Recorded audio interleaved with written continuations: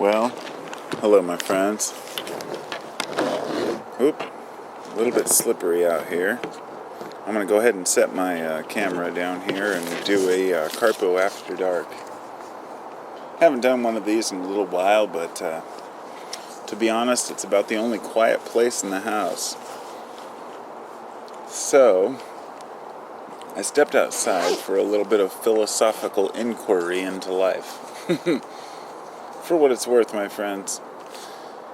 You know, the last time I did one of these After Dark videos, I had somebody leave a comment to the effect of, why the hell would I want to watch a video where it's completely dark? And I would say anyone who's thinking that at this point, don't worry about distracting yourself with my lips moving. The whole point is to have a discussion. So think of this like a podcast of sorts.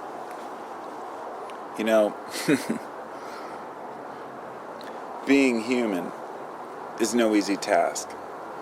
Many of us are philosophers. Many of us think about the important factors in life, the things that move us, the things that cause us to take pause and think about what to do next. Standing outside on a cold evening with the full moon, it's one of those days that you can share with your ancestors, a day that you can share with billions of people through history who have seen the same thing. And those moments are the most important because they allow us to step away from the daily norm of what we consider normal anyway, and to see that there's much more to life. And not that life is more complex than we make it, but rather that life is simpler than we make it. There are very few, let's just say, values that a person needs to understand in order to live a better life. Philosophers all through history have tried to ponder these ideas. And something I thought earlier about was humoring people.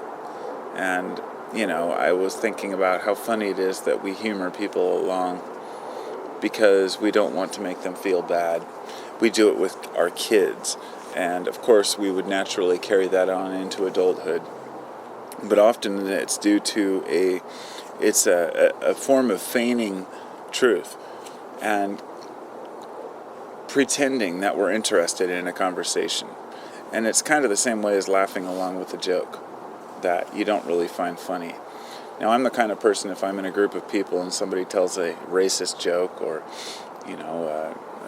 any type of joke that's offensive to a certain group of people, stereotypical or whatnot, I'll often weigh the joke itself. If it's a big difference if it's, talking about Asian drivers as opposed to, just being completely blatantly racist and hateful. But each one of these situations that we encounter in our lives, in discussions, when people bring things up, we have to decide what is important and whether it's worth speaking up if we have an opinion about it.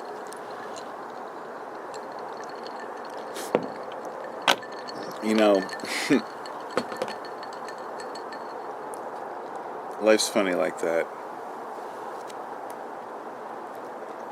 I actually took a bunch of notes that I wanted to talk about in this video, but I can't read them, obviously, because it's dark. But I was watching a few videos earlier, and some of my favorite videos are very simple and short and to the point. However, I've spent several hours in Eastern philosophy and, studies on, meditation, science, politics, you name it. Every single different aspect of being alive in the Western world and the modern world, I've looked into it. But the most fruitful searches that I've done have been into Eastern mysticism and philosophy. People like Confucius and Buddha. And while today, I think that one of the things is when you start talking about Eastern mysticism, a lot of people in the Western world blow it off as being, hippie shit or meditation crap. And it's not because the people don't believe that that's effective. It's often not because the people don't believe that it's a good way to live. It's because it's very difficult for people to live that way in the society that pushes itself upon us. The way that we're taught that important things are wealth, income, security, status, recognition. None of that means anything. And if you break it back down, the only thing you're left with, if you're naked in the street with no recognition, is yourself. And that's how Descartes came to the idea of I think, therefore I am. That you are a product of the universe. You have no idea how you got here, why you're here, whether or not you're dreaming, whether or not you're awake or in a dream half the time.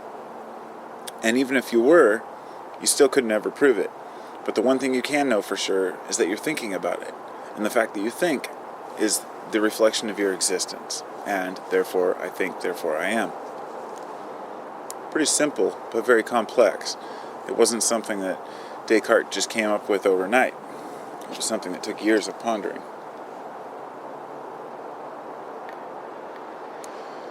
Ultimately, I guess what I would like to say is that a gauge of your happiness is how well do you do with others.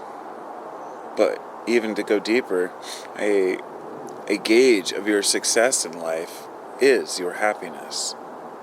But it's not just a matter of how happy you can be all the time. And I think this is the misunderstanding that a lot of people have about finding their own truth, is that they truly believe that there's a point where you can become enlightened and therefore you're happy all the time.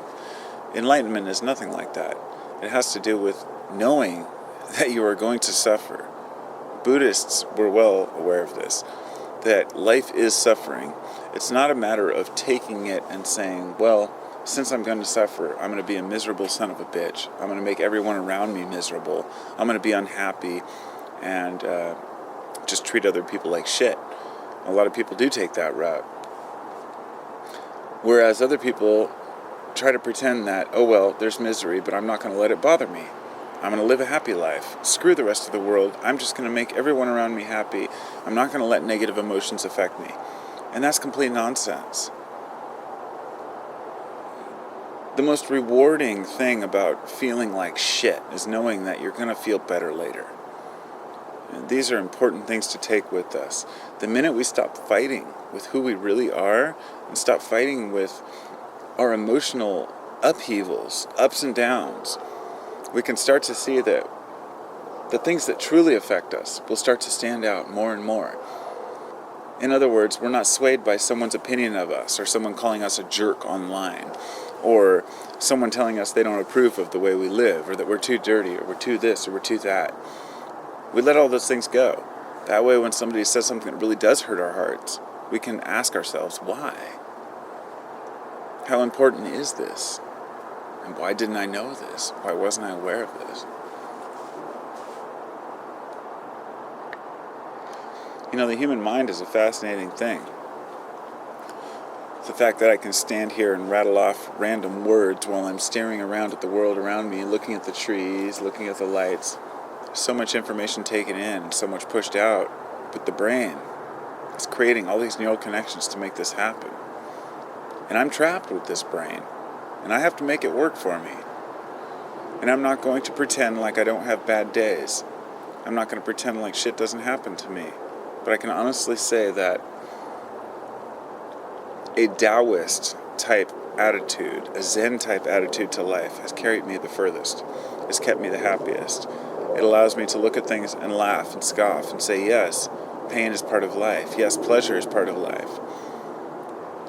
And to elaborate on that, a lot of folks are so obsessed with the pain that they see around them that they think that life is suffering, that people are crooked, people are horrible, people are mean, everybody's out to get them. And they develop this conspiracy type attitude that the whole world's out to get them. I see them all the time online. They've called me every name in the book when I tell them, hey, it's all in your head, that, you know, nobody really cares about your particular life, that everyone's just doing their own thing. Sure, there are people who will take advantage of society as a whole, but if you let that phase you every day, all day, you're only wasting your own energy.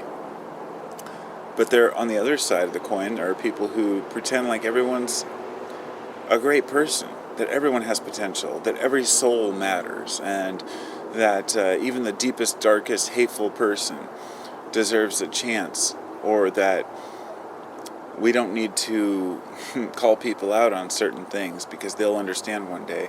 I don't believe that either. If I see someone doing something wrong, I'm going to call it out right away. That's how I am. That's how I've always been and how I'll always be, as far as I know. If I see something that I see is wrong, I'll point it out why I see it's wrong. But I'm not going to pretend like that affects me and ruined my life because other people are having a hard time, or acting like complete jerks and giving other people a hard time. I understand projection. I understand that we're all here together and that we really are all one. Yet at the same time, we're separate ego entities. And I think that's an important thing for all of us to understand. Anyway, I'm going to go now. I'm going to go watch Family Guy and American Dad and laugh my ass off because ultimately laughing is my medicine. So I'll talk to y'all later. Hope you have a wonderful night. There's that moon.